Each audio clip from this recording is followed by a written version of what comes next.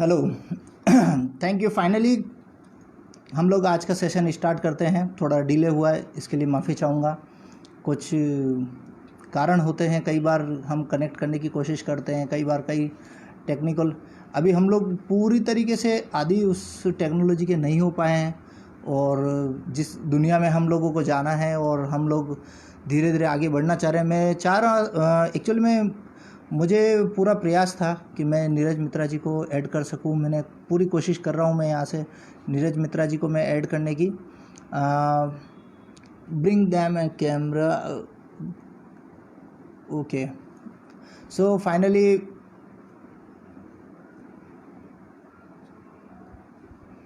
Okay Neeraj Mitra ji, आपको मैंने कोशिश करी है पूरी ऐड करने की हुए हैं। Okay, thank you finally connecting. हाँ okay sir. Sir, good evening. तो नीरज जी बहुत अच्छा लगा आपको कनेक्ट करके। बहुत देर से मैं प्रयास कर रहा था। जी। हाँ जी। आप इससे पहले कि आप आगे बातें करें, मैं आपसे ही मुखातिब हो लेता हूँ। तो सभी दर्शकों का एक बार स्वागत है। जैसा कि शरद जी ने कहा कि टेक्नोलॉजी कई बार हमको धोखा दे देती है, तो कोई बात नहीं, ये भी ज़िंदगी का एक मज़ा है, ये भी एक ज़िंदगी का एक चलन है। तो जितने देखने वाले हैं, मैं उन सब का शुक्रिया अदा करता हूँ कि वो यहाँ पे हैं। धीरे धीरे और नंबर ऐड हो जाएगा। और शरद जी को ब्लू पेंटर के नाम से सब जानते हैं, और अगर आप देखें तो ये काफ़ी रंगीले व्यक्तित्व के इंसान हैं। काफ़ी रंगों से ये देखें आप तो उन्होंने टी शर्ट भी रंगीली डाली हुई है, इनके पीछे बैकग्राउंड भी पूरा रंगीन है। तो आज जो हमारी ये शुरुआत है, जिससे हम कहते हैं कि किस्से साथ, तो ये हमारा हर फ्राइडे को शाम 6 बजे ये हमारे किस्से जो हैं हम इनसे सुनेंगे। आज ये अपनी जर्नी की बात करेंगे, जहाँ पे ये बात करेंगे इनके बचपन की, कि बचपन से लेके इन्होंने 12 साल की उम्र तक किस तरीके से रंगों को जिया, कैसे अपनी ज़िंदगी की शुरुआत करी, क्या क्या ऐसी चीज़ें इनको लगी जो इनको इन्फ्लुएंस हुए जिनसे, और कौन कौन से ऐसे फैक्टर्स थे जिनको इन्होंने रियलाइज़ किया कि ये आर्ट की दुनिया से जुड़ते चले गए। ये जो भी इनकी एक कहानी है, हम इनको ब्लू पेंटर के नाम से जानते हैं, लेकिन ये ब्लू पेंटर क्यों बने, कैसे बने, तो एक मज़ेदार सफ़र ये होने वाला है। और मैं फिर से एक बार स्वागत करता हूँ शरद जी का। मुझे बहुत अच्छा लग थैंक रहा यू है कि सो हम मच। इंडिया का एक पहला सोलो शो हम इनका कर रहे हैं ऑनलाइन। तो मैं चाहूँगा कि अब मैं और इंटरप्ट नहीं करूँ दर्शकों, और आपके बीच में मैं नहीं आऊँ। आप बिल्कुल कंटिन्यू करें अपनी जर्नी को। एंड जितने लोग बिल्कुल। भी हमसे जुड़े हैं उन सबका बहुत बहुत शुक्रिया। अब आप मुझे स्क्रीन से बाहर कर सकते हैं, मैं खुद ही हो जाऊंगा। और अब आप, ये जर्नी आपकी, ये कैनवस आपका है। थैंक यू सो मच शरद जी, देखिए बहुत अच्छा लगा। ये स्क्रीन बेसिकली आप ही की दी हुई है। तो मैं तो एक जस्ट अपना एक रोल अदा कर रहा हूँ जो आपने मुझे दिया है, मुझे जर्नी बताने के लिए बोला है।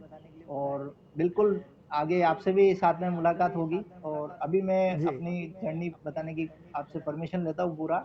ठीक है सर। जी। ओके। ठीक है सर, एंजॉय योर सर। तो फाइनली हम लोग बात करते हैं। ये मेरे लिए बड़ी सौभाग्य की बात है। देखिए, कोई भी बच्चा जब पेंटिंग्स करता है या बड़ा होता है, जब वो आर्ट वर्क्स करता है, तो बड़ी खुशी की बात होती है। वो एक बच्चा अपने मन में एक सपने लिए हुए होता है कि मदर फादर को छोटी छोटी पेंटिंग्स बना के दिखाता। अभी मेरी 2 गर्ल चाइल्ड है, तो वो छोटी छोटी आकृतियाँ बनाती है, हम लोग खुश होते हैं। तो ऐसे ही मेरा भी जब बचपन में मैं अपना काम कर रहा था और मैं जुड़ा, पेंटिंग्स करने लगा बचपन में। तो जैसे कि आज आप देख रहे हैं कि सारा जो एटमॉस्फेयर है, क्योंकि पूरा बचपन हर किसी का चाइल्डहुड का एक कलरफुल ही होता है हमेशा ना। उसको हमेशा बच्चों को कुछ पता नहीं होता है कि हम आर्टिस्ट बनेंगे या हम सैनिक बनेंगे या हम डॉक्टर बनेंगे, वॉटेवर जो भी उनके ड्रीम्स होते हैं।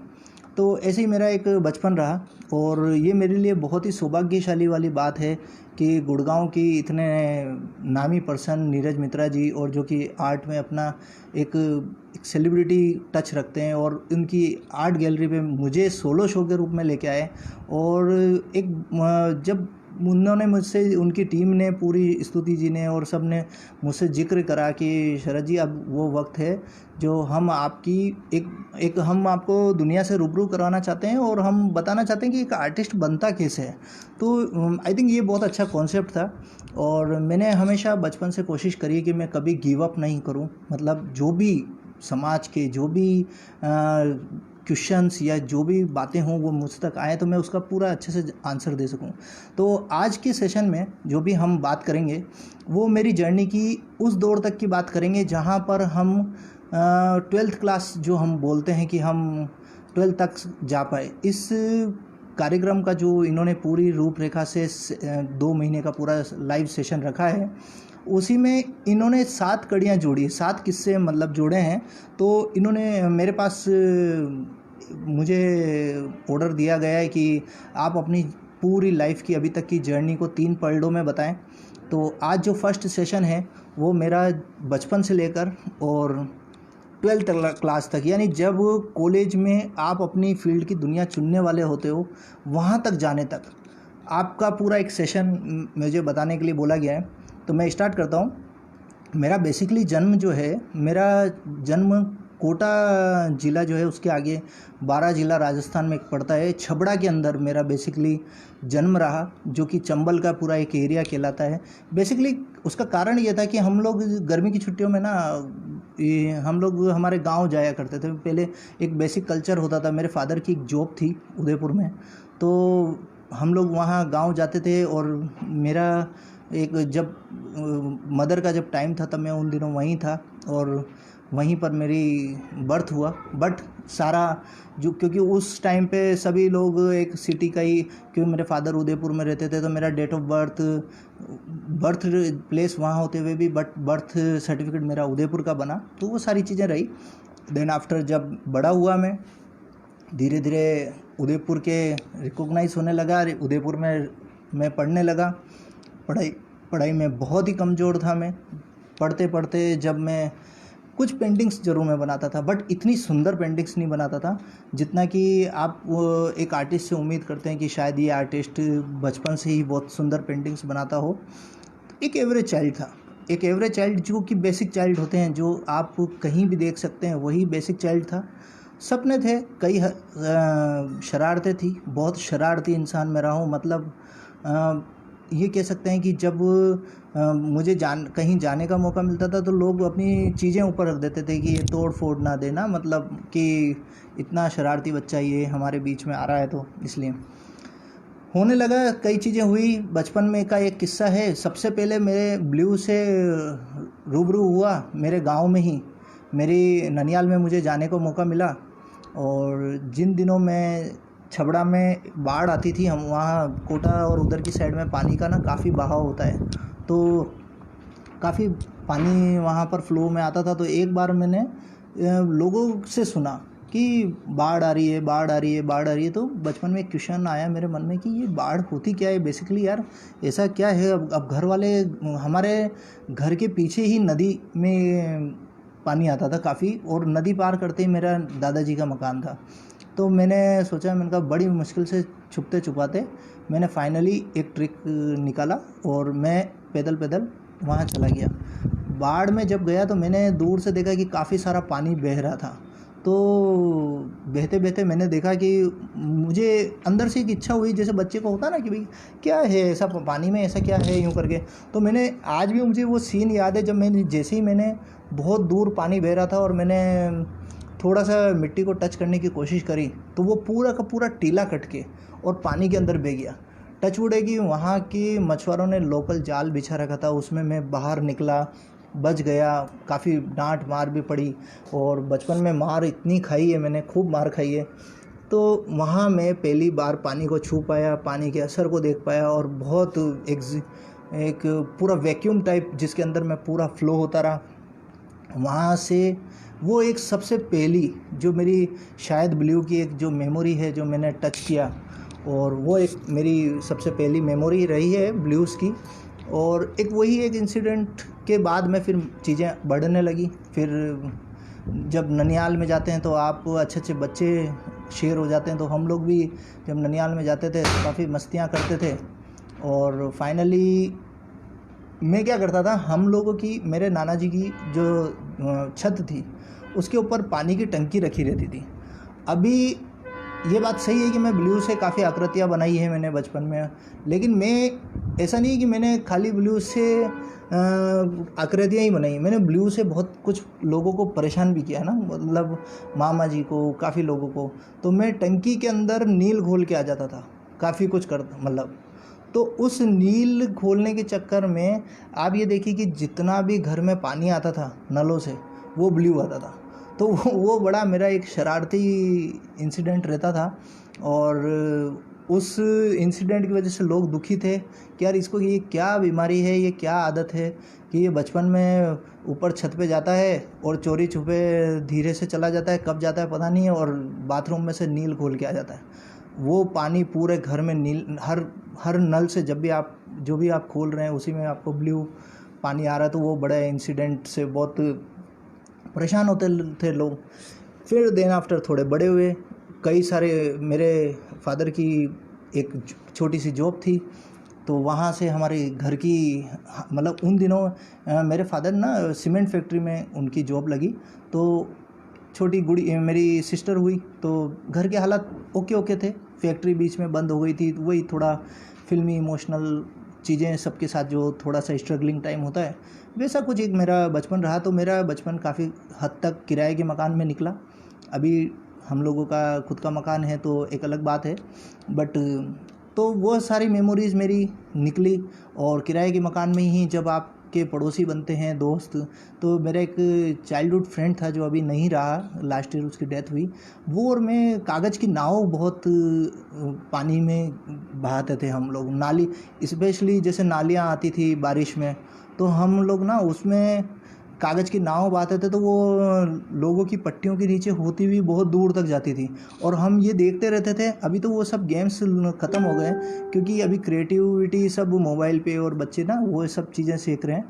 लेकिन वो हम ऐसे इलाके में रहते थे जो ढलान में था, तो हम यहाँ से नाव छोड़ते थे तो वो नाली के अंदर होती हुई पूरा पार करती हुई कहाँ तक जाती थी, जब तक जाली नहीं आती। और अभी उस समय जाली भी नहीं होती थी इतना ना, तो वो बोट मैंने देखी। उदयपुर का क्लाइमेट ऑटोमेटिकली पूरा एक झीलों के नगरी रहा है, तो यहाँ पर काफ़ी सारी पानी की चीज़ें आप देखते हैं। उदयपुर वर्ल्ड क्लास सिटी है ब्लू, तो वो चीज़ें भी इम्पेक्ट मेरे ऊपर माइंड पे आने लगा।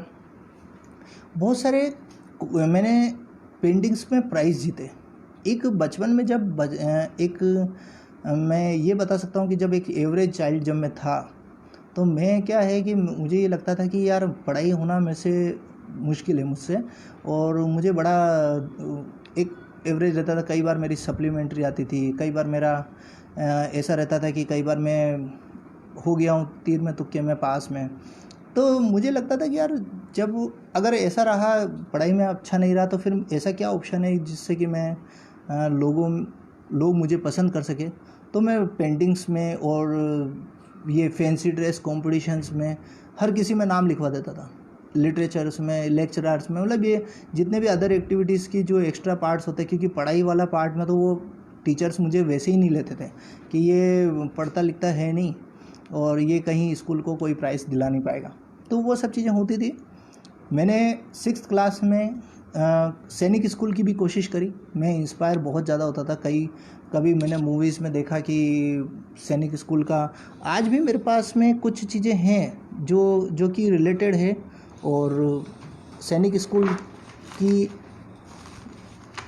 मेरे पास में कुछ एक रिसिप्ट है जो मैंने बहुत सालों पहले सैनिक स्कूल में की मैंने ये पोस्ट की थी। तो आज भी मैं उस चीज़ को याद करता हूँ कि मैं भारत की सेना में भी एक बार मेरा विज़न था कि मैं भर्ती होना चाहता था। तो ऐसी चीज़ें रही। एक नॉर्मल चाइल्डहुड जो रहता है सब बच्चों का, वो रहा। बहुत सारी पेंटिंग्स मैंने की, मतलब आर्ट वर्क्स मैंने किए। मैंने जैसे सब बच्चे होते हैं ना, अपने फादर मदर का अपना पोर्ट्रेट बनाते हैं, कई चीज़ें करते हैं। तो ऐसे मेरे भी एक फ़ादर का मैंने एक पोर्ट्रेट बनाया काफ़ी साल पहले, जो कि एक अच्छा आर्ट वर्क तो नहीं है, बट ये है कि उस समय जो भी मुझे ये था कि मैं अच्छा चित्रकार बनूं, तो मैंने पहली बार जब ये पोर्ट्रेट बनाया था तो मैंने बहुत खुश हुआ था। उसके बाद मैं बहुत सारी जो बेसिक ये घर में बच्चे दूसरे ड्राइंग्स बनाते हैं, ऐसे मैंने श्रीनाथ जी बनाए, ऐसी कुछ चीज़ें बनाई। ये वो बेसिक ड्राइंग्स है जो कि बहुत ज़्यादा हाईलाइटेड नहीं है, बहुत ज़्यादा एग्जिबिटेड नहीं है। ये बचपन की ड्राइंग्स है। यानी कई बार अभी जब बड़ी बड़ी एग्जीबिशंस होती है, बड़ा बड़ा मेरा नाम होता है या कोई भी बात होती है, तो बहुत सारे पेरेंट्स आते हैं और वो बोलते हैं कि हम इसको और अच्छा ड्राइंग्स कैसे बना सकते हैं। तो ये जो मैंने 2 आर्ट वर्क बताए हैं, ये मैंने इसलिए बताए हैं कि हर बच्चे का बचपन सेम होता है। आप उसको प्रेशराइज़ नहीं कर सकते ना। आप बचपन में सभी बच्चों की मानसिकताएं सेम होती है। देन आफ्टर जब बच्चा अपने आप में जानता है, जब बच्चा पढ़ाई करता है, बच्चा अपने आप में जानता है, जब आप अपने आप को पहचानने लगते हैं। मेरे पास में मोर देन 100 सर्टिफिकेट्स होंगे, मोर देन 200 आर्टिकल्स होंगे, मोर देन 20 इंटरव्यूज़ मेरे यूट्यूब्स वगैरह पे होंगे, जो आप कई जगहों पे देख सकते हैं। ठीक है, अभी पोर्टफोलियोज़ काफ़ी आगे जा चुके हैं, बट जो बचपन की जो बेसिक बातें हैं जिसका जिक्र आज मुझे फर्स्ट एपिसोड में करना है, वो बताना इसलिए इम्पोर्टेंट है कि मेरी जर्नी कहाँ से स्टार्ट हुई, उन्हीं बेसिक चीज़ों से स्टार्ट हुई। उन दिनों मैं ननियाल जब जाता था तो तांगा चलता था, जैसा कि नीरज मित्रा जी को तांगे का बड़ा शौक़ है और घुड़सवारी बड़ी अच्छी लगती है। तो मैं आपको बताऊं कि मेरे घर का नाम रहा है राजा, मतलब जो प्यार से लोग मेरे को घर में काफ़ी बोलते हैं। तो एक तांगा आता था, एक घोड़ा आता था, उसका भी नाम कोई रफ़ीक चाचा करके हम लोग बोलते थे, और वो तांगा लेके आते थे और उनका भी नाम रहता था, उन्होंने उस घोड़े का नाम राजा रख रखा था। तो मैं बड़ा खुश होता था, मतलब मुझे ऐसा लगता था कि एक फीलिंग आती थी कि इसका भी नाम राजा है, फोर्सफुल है, ऐसा है सब। तो एक बार तो मैंने तांगा भी चला दिया था ना, उसकी वजह से एक छोटी सी दीवार थी, वो तांगा उसने क्रॉस करा, उसकी दीवार टूट गई। ऐसी हरकतें भी रही है। अभी सारे बच्चों की जितनी भी हरकतें हैं वो सब मोबाइल में सीमित हो गई है। अभी वो जो भी गेम ऑनलाइन खेलते हैं या वो कोई मेमोरीज़ क्रिएट नहीं कर मेरे पास ऐसी 1000 मेमोरीज़ हैं जो कि बचपन की मुझे ऐसी यादें दिलाती है, जिनकी वजह से मुझे बहुत हेल्प मिलती है। अभी मैं कोई भी काम करना चाहता हूँ तो मुझे वो बचपन की जो टेक्निकल्स और जो आइडियाज़ हैं बहुत इजी गोइंगली मेरे माइंड में जाते हैं, बहुत इजी गोइंगली मैं उनको कैच कर पाता हूँ। आइडियाज़ आते हैं, ऐसा भी कर सकते हैं, ऐसा भी कर सकते हैं, कई चीज़ें हो सकती हैं। पहली बार जो मैंने आर्ट वर्क किया, जो कि मैंने स्कूल और मतलब स्कूल के डायग्राम्स से हट के किया, वो एक छवि है। मैं जैसा कि एक एवरेज चाइल्ड था, तो मुझे मदर फादर ने हमेशा बोलते थे कि उन्होंने बोला कि एक बार जब अगर आप पास हो जाओगे इस साल, तो बोले हम आपको एक लालच देते हैं कि हम आपको कलर दिलाएंगे। ठीक है, तो अभी मेरे मन में यह आया कि जब मैं इस साल पास होऊंगा तो मुझे कुछ ना कुछ कलर मिलेंगे। तो उन्होंने फर्स्ट टाइम मुझे एक कलर सेट दिलाया था फेविक्राइल का, जो कि कपड़े के ऊपर किए जाते हैं। एक छोटा सा 6 कलर्स का सेट आता था, और मुझे अच्छे से ध्यान है वो रुमाल, उस पर मैंने सिर्फ 3-4 फूल बना रखे हैं, और वो रुमाल मेरी माँ ने आज भी उनके पास में बहुत अवेयर के रख रखा है, और बहुत वो ना मेरे को देती भी नहीं है, और बहुत सिंसेरिटी से वो मुझे कभी कभार 1-2 बार उन्होंने मुझे दिखाया है वो रुमाल। तो वो मेरा एक पहला आर्ट वर्क था जो कि उनके पास में है, और उसमें मुझे अच्छे से ध्यान है कि लाल कलर या 1-2 कलर ऑटोमेटिकली गलती से धुल गए थे। तो मेरे पास में खाली 2 या 3-4 कलर ही ऐसे कुछ बचे थे, जिसमें कि एक ब्लू बचा था, ग्रीन बचा था, येलो बचा था, वाइट, ब्लैक, ऐसे 3-4 ही कलर जो आते हैं वो बचे थे। तो वो चीज़ रही मेरे पास, तो वो एक मेरा पहला आर्ट वर्क बना। फिर उसके बाद में जैसा मैंने आपको बताया, सैनिक स्कूल के लिए भी मैंने ट्राई किया, उसमें मेरा हुआ नहीं, लंबाई की वजह से, पढ़ाई की वजह से नहीं हुआ। लंबाई और फिजिकली मेरी बहुत अच्छी थी। एक चीज़ मेरे बचपन से रही है, मैं जैसा कि मेरा घर का नाम राजा रहा, तो मैं उन दिनों रानी मुखर्जी का बड़ा फ़ैन था। जब फर्स्ट टाइम कुछ कुछ होता है मूवीज़ आई थी, तो और कई चीज़ों से मैं इंस्पायर हुआ। तो उदयपुर ऐसा शहर है जहाँ पर फ़िल्मों की बहुत शूटिंग्स होती रहती, तो मुझे बचपन से फ़िल्मों की शूटिंग का बहुत क्रेज़ है। मुझे बड़ा अच्छा लगता है, मैं फ़िल्मों की शूटिंग्स देखता था, तो घंटों मैंने फ़िज़ा, करिश्मा कपूर, बहुत कितनी सारी शूटिंग्स मैंने उदयपुर में होती हुई देखी है। इवन बहुत पुरानी फ़िल्म है फूल बने अंगारे, जब जो रेखा की है, पूरी शूटिंग उसकी उदयपुर में हुई, तो हम लोग बहुत छोटे-छोटे थे, तो मेरे फ़ादर उन शूटिंग्स दिखाते थे। एक बार जब मैं थोड़ा बड़ा हुआ तो मैं साइकिलिंग बहुत करता था, तो एक बार मैं गया, एक बड़े से होटल में शूटिंग हो रही थी। वहाँ जाके मुझे तो कुछ पता नहीं था कि क्या ऑटोग्राफ होता है क्या, बट कुछ बच्चों को देखा और मैं उनके साथ में जुड़ के मैंने ऑटोग्राफ ले लिया। उन्होंने उस पे रानी जी ने लव रानी लिख के मेरे को एक छोटा सा स्क्रिप्ट वो दे दिया ऑटोग्राफ। मैं बहुत खुश हुआ, पूरे रास्ते खूब मैंने झूमता हुआ मैं घर पे आया, मैंने घर पे रखा। दूसरे दिन मैं बहुत क्रेजीनेस से मैं स्कूल लेके गया। बिलीव करिए आप, मेरी इतनी मजाक बनी सभी बच्चों, क्योंकि दूसरे दिन अखबारों में आया कि रानी मुखर्जी से कोई मिल नहीं पा रहा है, इतना स्ट्रगल हो रहा है, बहुत भीड़ थी बाहर, ऐसा था। अब मैं तो बाई लक बच्चा बच्चा समझ के अंदर घुसा दिया और ऑटोग्राफ मिल गया मुझे। तो मुझे वहाँ से एक चीज़ का रियलाइज़ हुआ और एक चीज़ मैंने मेरे दिमाग में फिट कर ली कि अभी लाइफ में कुछ भी ऐसा नहीं करना है जिसका लोग बिलीव नहीं करें। यानी आप जो भी करेंगे, उसके जो भी करेंगे वो ऐसा करेंगे जिससे कि आपके ऊपर लोग ट्रस्ट करें, लोग बिलीव करें।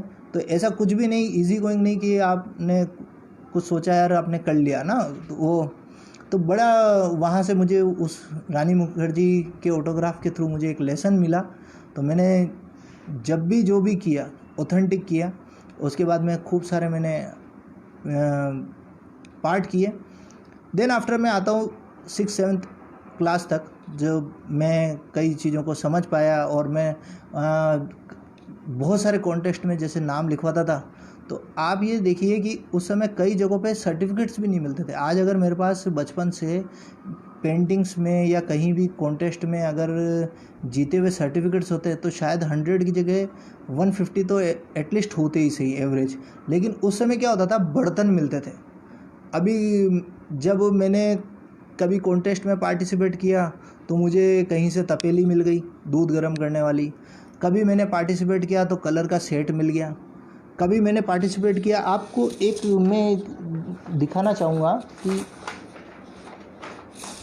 एक नोट है। एक बार आप ये नोट देखिए। एक बार मुझे 101 रुपये मुझे बचपन में कॉइन्स और स्टाम्प कलेक्शन का बहुत शौक़ था।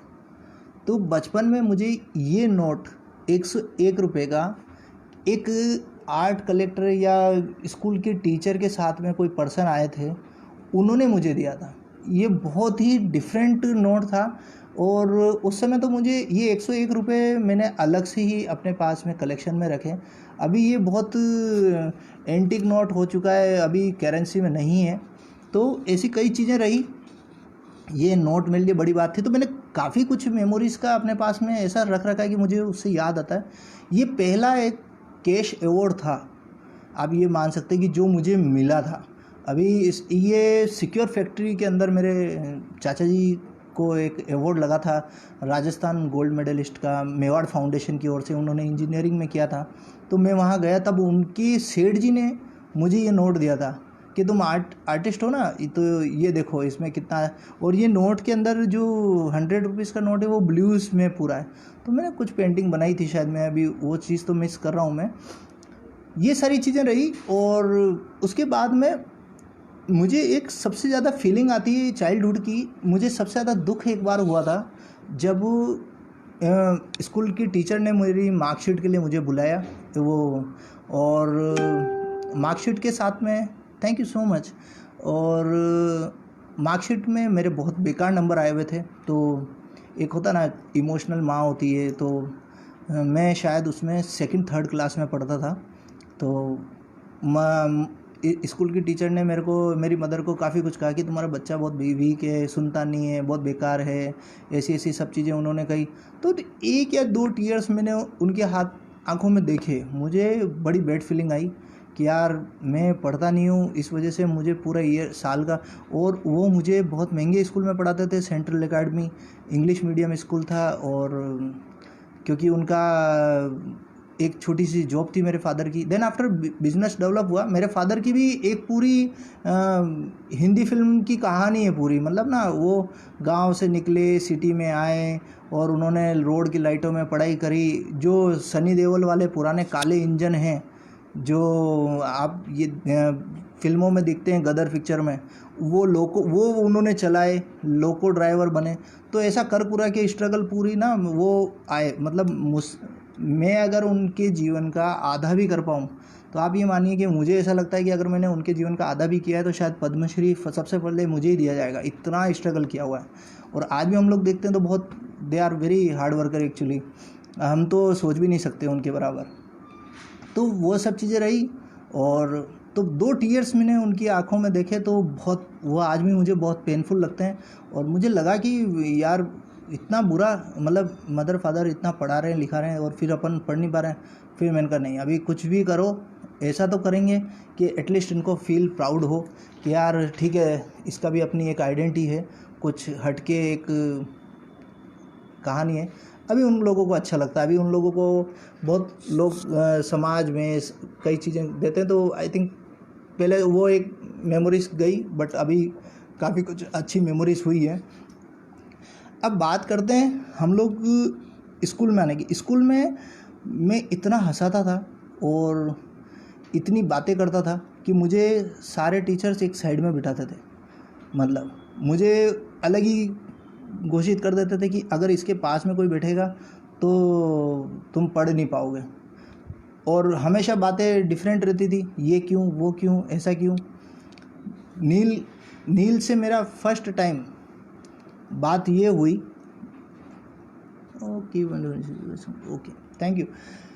नील जो फिर जब मैं ये सब चीज़ें करता था, अब वो कलर जब ढूंढने कम चीज़ें मिली, तब फिर मैंने ये नील से थोड़ा बहुत पेंटिंग्स बनाया। कुछ कलर्स बाद में बेसिकली आए भी सही।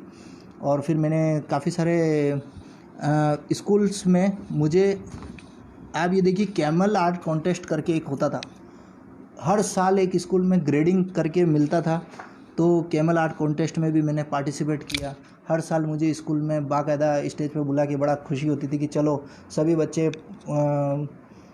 पार्टिसिपेट कर रहे हैं, सभी बच्चे बड़े इनाम ला रहे हैं, मैं पेंटिंग्स में लेके आ रहा हूँ। तो ऐसे करते करते मेरी एक छवि बनी। कई बेसिक जो घर में एक होता है ना, जो दूसरे बच्चे करते हैं, इस तरह की ड्राइंग्स भी मैंने खूब करी, जो एक सिंपल आप ये देख सकते हैं कि सब बच्चे करते हैं, कोई नई बात नहीं। क्योंकि आज मैं बड़े लेवल की जो हाई बीम मेरी वर्कआउट्स हो चुके हैं, मैं उनकी बिल्कुल बात इसलिए नहीं कर रहा हूँ क्योंकि सेशन ही मेरा पूरा चाइल्डहुड का है। एक सिंपल लड़का जो कि ना तो अच्छी ड्राइंग बनाता है, ना कि अच्छी पेंटिंग्स बनाता है, ना अच्छा पढ़ाई में है, अभी बड़ा होने के बाद में कैसे पढ़े लिखों के बीच में नज़र आएगा, वो बात मुझे बहुत खाती थी, मुझे बहुत हर्ट होती थी। मुझे लगता था कि यार ऐसा क्या है कि मतलब ना मैं ऐसा कुछ तो रहूं कि एटलीस्ट कभी मैं किसी के बीच में आ सकूं, तो मतलब ना लोग मुझे पहचान सके, मुझे एक आइडेंटिटी मिल सके। क्योंकि हम जितने भी दुनिया में करोड़ों लोग हैं, हम सब अपनी आइडेंटिटी ढूंढ रहे हैं और हम लोग चाह रहे हैं कि कहीं ना कहीं लोग हमें पहचाने, क्योंकि गॉड नोस कब तक का क्या सफ़र है। नील से मैंने खेला। फिर जब बात आई 11th में सब्जेक्ट लेने की, तो मैंने बहुत हॉनेस्टली से मेरे फादर से कहा, फादर मुझे कॉमर्स दिलाना चाहते थे और साथ में वही कॉमर्स के बैंकिंग सेक्टर्स और ये सब लगाना चाहते थे। मैंने एक बार कॉमर्स चूज़ भी कर लिया था। फिर विद इन वीक मैंने कहा नहीं, बाप रे, ये तो आप ये मान के चलिए कि मेरा पढ़ाई करना ही बंद हो जाएगा। तो मैंने मना करा और फिर हिस्ट्री ली, मैंने इंग्लिश लिटरेचर लिया और एक चाइल्ड और ड्राइंग लिया। 3 सब्जेक्ट मैंने लिए। साथ ही इंग्लिश मेरी बचपन से बहुत अच्छी रही, क्योंकि मेरे घर के पीछे एक बड़ा सा एक होटल था, वहाँ नेदरलैंड के काफ़ी लोग आते थे। तो मैं वहाँ पर अंग्रेज़ों से जाता था, I have to I am doing coins collection, टूटी फूटी इंग्लिश बोल के, और मैं उनसे बहुत सारे विदेशी सिक्के ले लेता था। और उन सब, और एक बार तो बहुत किसी अंग्रेज़ ने मेरे को उसके ग्रैंड सन की भी पूरी राम कथाएँ सुनाई, वो भी मुझे आज बहुत अच्छी याद आती है। और बहुत सारे सिक्के मुझे दिए, मैं बहुत खुश हुआ। प्रैक्टिकल माइंड था, मुझे लग रहा था कि फटाफट तुम जितना भी सुनाओगे उसके बाद मुझे दे देना। तो मेरी इंग्लिश बचपन से वो चीज़ों में बहुत इंटरेस्ट था मुझे।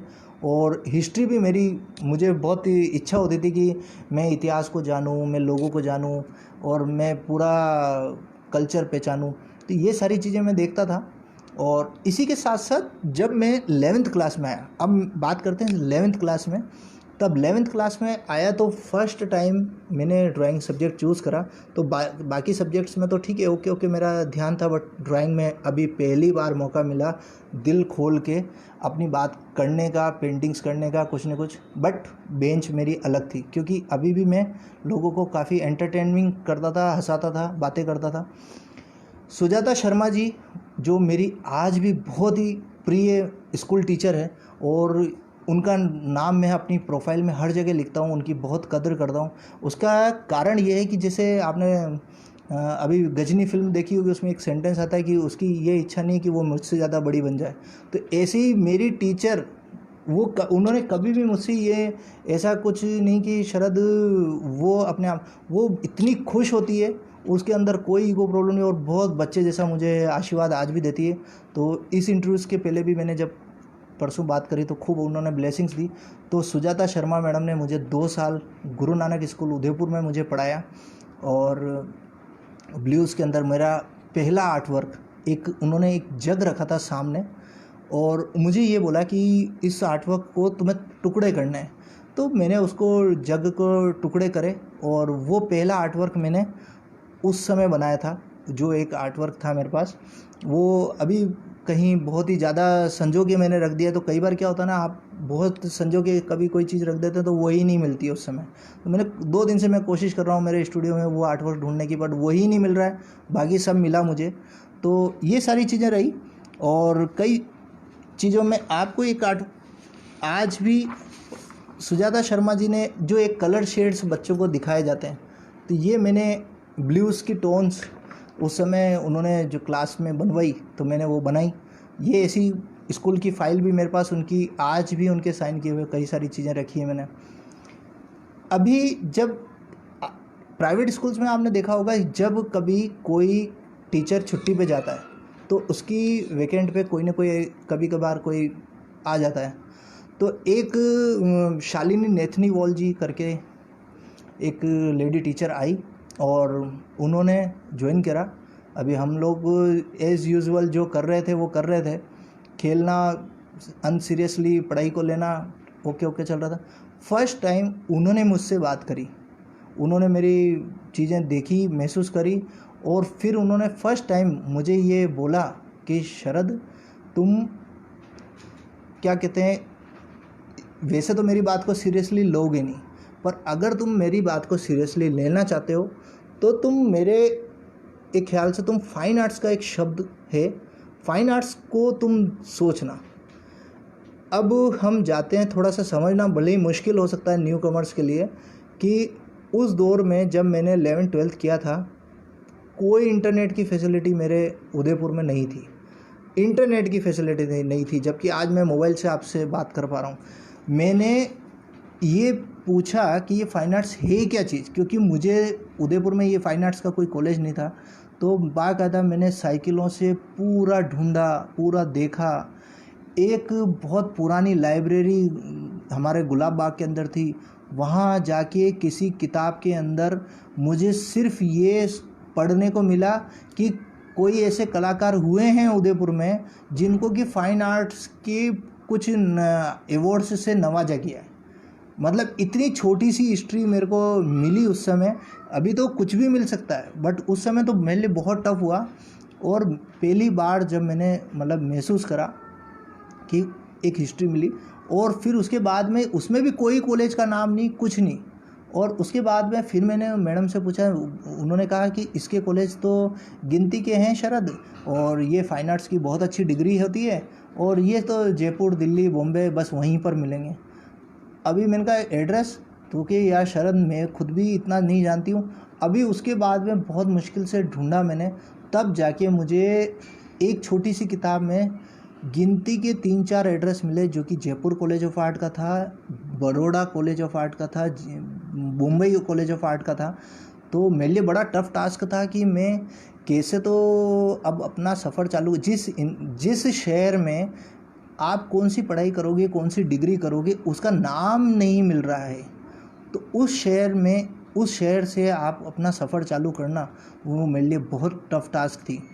इसके साथ साथ बहुत सारी चीज़ें ऐसी आई बीच में सफ़र में कि जो कि मुझे इंस्पायर करती थी। जिन दिनों मैं पेंटिंग्स बनाता था, घर में सब तरह की बातें होती थी, स्ट्रगल फैमिलीज से हम लोग गुजर भी रहे थे। तो आफ्टर 7th-8th क्लास हम लोगों के काफ़ी दिन अच्छे हुए। मेरे फादर नामी बिजनेसमैन भी बने, काफ़ी उनका डेवलपमेंट हुआ, तो कुछ इक्विपमेंट्स और मेरे घर में आने लगे। बट जब भी मेरे को एक अच्छा टास्क होता था, मैं किसी को अपना गम या ऐसी, ये एक छोटी सी आदत थी मेरी, तो मैं ये सारी चीज़ें शेयर नहीं करता था, और मैं आराम से साइकिल लेके जाता था और पिछोला के किनारे शांति से पानी के कोने पे बैठता था, और जैसे आराम से उसमें शाम पड़े थोड़ी देर बैठता था, सोचता था, क्या सोचता था, बारिश में भीगते हुए जाता था। बी ट्रूली उन दिनों बारिश में भीगने का भी मज़ा बहुत अलग था। आज मेरी इच्छा होती है, पर फिर भी ये जो इतना एक्सपेंसिव हाथ में ये हथियार मुझे दे रखा है मोबाइल वाला, इसकी वजह से मैं ना चाह के भी नहीं भीग पाता हूँ। तो मैं बहुत मिस करता हूँ उस चीज़ को, और मुझे अच्छा लगता है कि वो एक, तो वहाँ एक ब्लूज़ मेरे चारों तरफ टच में रहता था, बारिश में भी पिछोला जाके बैठता था, और जब मैं महसूस करता था कि यार ज़िंदगी का आनंद, ज़िंदगी का सुख भी इसी में, दुख भी इसी में, एक ये रियल कलर लाइफ का मेरी तो यही लगा है मुझे। क्योंकि मैं जब भी पिछोला की झील के किनारे बैठता था, तो नीचे में देखता था, तो ज़िंदगी मुझे पानी के अंदर फिश और ये सब चीज़ें, ज़िंदगियाँ मुझे उसके अंदर तैरती हुई नज़र आती थी। जब मैं आसमान में देखता था, तो ज़िंदगियाँ मुझे उड़ती हुई नज़र आती थी। पंछियों में बहुत सारे पक्षी उड़ रहे होते थे, तो मुझे बहुत कुछ अच्छा लगता था, उनको बहुत फीलिंग गुड आती थी उनको देख के। और जब मैं बहुत दूर पहाड़ पे देखता था, तो जो दूर बड़े बड़े मकान हैं और वो सब चीज़ें जहाँ लोग रह रहे हैं, वो चीज़ें भी मुझे देख के ऐसा लगता था कि लाइफ का ओरिजिनल कलर ही यही है। मतलब हम लोग सराउंडिंग ब्लू प्लेनेट भी अर्थ को बोल रहे हैं, पानी के इर्द गिर्द हैं। तो मुझे बचपन से इतना इंस्पायर करता था। और जब मैं ट्रेनों से कहीं भी पूरे इंडिया में कहीं भी सफ़र करता था, तो मुझे ब्लू ट्रेन्स मिलती थी, तो मुझे ये सारी चीज़ें इतनी अट्रैक्ट करने लगी। मैंने कहा यार ये लाइफ का अपना कलर ही यही दिखता है। तो वो चीज़ मेरी पेंटिंग्स में मैंने कोशिश करी, धीरे धीरे फर्स्ट चीज़ें आने लगी। और ऐसी ये जो उस टाइम की जो पेंटिंग्स होती थी, जो कि बहुत ये बड़े बड़े मैं साइन करता था। अभी इसमें मोर के अंदर जो ब्लू शेड्स होते हैं, वो थोड़ा सा दे दिया मैंने, कुछ और चीज़ें टच करने लगी। गणेश जी का, मैं बड़ा, गणेश भगवान मेरे फेवरेट रहे हैं, तो वो एक माउस, चूहा, तो गणेश की आकृति ही बाद में, बड़े होने के बाद में, एक द ब्लू एलिफेंट जो मेरा बहुत टाइटल्ड और बड़ा आर्टवर्क है, जो कि लिम्का बुक ऑफ रिकॉर्ड्स में है, वो आने लगा। वो भी आया, बहुत बड़ा आर्टवर्क है वो, उसका जिक्र मैं नेक्स्ट सेशन में काफ़ी अच्छा करूँगा उसको। और ये सारी मेरी मेमोरीज़ रही, जिन सब ने मुझे बहुत कुछ सिखाया बचपन से। और ऐसी ऐसी चीज़ें बचपन में, चंगा पो खेलना, ये नीम के जो वो होते हैं उनको तोड़ के अलग से, अभी उस समय ऐसे गेम्स तो होते नहीं थे कि मार्केट से परचेज़ किए और मेरा चाइल्डहुड निकला है। मेरे चाइल्डहुड के गेम्स के नाम पे अगर आप मेरे कलेक्शन में देखें तो शायद ही कुछ नज़र आएगा आपको, क्योंकि रेडीमेड गेम्स नहीं होते थे। खाली एक घोड़ा आता था लकड़ी का, जिस पे कि आप उस पर आप आराम से टिक टिक टिक टिक थोड़ा कर पाते हैं, और यही कुछ चीज़ें थी बस। तो ये सारी चीज़ें रही, और मुझे बहुत खुशी हुई। और देखिए, जब मैंने पहली बार मेरे इस शो का नाम मुझसे मांगा गया था कि आप आपके सोलो शो का नाम क्या रखना चाहते हैं, तो मैंने सोचा था कि आई डोंट थिंक, क्योंकि मैं ना देखिए, मैं जो भी ये ब्लू की जो भी कहानी है मेरी, या जो भी नील से मैं इंस्पायर हुआ हूँ, वॉटेवर जो भी है, तो मैंने तो बचपन से एक चीज़ कहा है कि सोची है कि बस जो अपन ने सोचा है, जो मेरी ज़िंदगी है, वो दुनिया के सामने रखनी है और सादगी से अपना काम करना है। तो मैंने एक्सपेक्ट नहीं करा था कि मुझे इतना सुंदर नाम मिलेगा, और जो सोलो शो का नाम नीरज मित्रा जी ने नील दिया, एक लिटिल टीयर इनसाइड मैंने फील किया उस समय। मैंने कहा यार ये ऐसा कैसे हो सकता है कि, और मैं रियली मतलब ऐसा नहीं कि मैं कोई उनको खुश करने के लिए, मैं काफ़ी लोगों को हो सकता ना भी खुश करूं, तो बट मैंने फील किया कि ऐसा भी हो सकता है कि आप बचपन में कोई सपने देखें और धीरे धीरे बड़े हों और लोग उन पे बिलीव करें। एक समय ऐसा है कि जब, और ये कॉन्सेप्ट जब मेरे सामने आया कि आप आना, आपकी चाइल्डहुड की सारी मेमोरीज़ को बताना और सारा सेशन आप बोलना कि ऐसा आपका आया, तो ये मेरे लिए बहुत ही अमेजिंग बात थी। और मैं बहुत शुक्रिया करना चाहूँगा आर्टिस्ट एंड आर्ट अवार्ड की पूरी टीम का, और जो कि इतना खूबसूरत सोलो शो और आप सबके सामने लेके आए हैं, और 2 महीने तक रेगुलर, कल से आप सारे एक के बाद एक अमेजिंग आर्ट वर्क्स आप देख पाएंगे। और जब आप पेजेस पे जाएंगे तो डेली आपको कुछ न कुछ, और ये इंडिया का पहला सोलो ऑनलाइन शो जो लॉकडाउन के बाद में एक डिज़ाइन किया जा रहा है। मैं आपको इतना गारंटी से कहता हूँ कि मेरी तरफ से ये पूरी एक हिस्ट्री क्रिएट हो रही है, और शायद हो सकता है कि आने वाले टाइम में ब्लू पेंटर के तौर पे इंडिया को एक बहुत बड़ा नाम मिलने वाला है।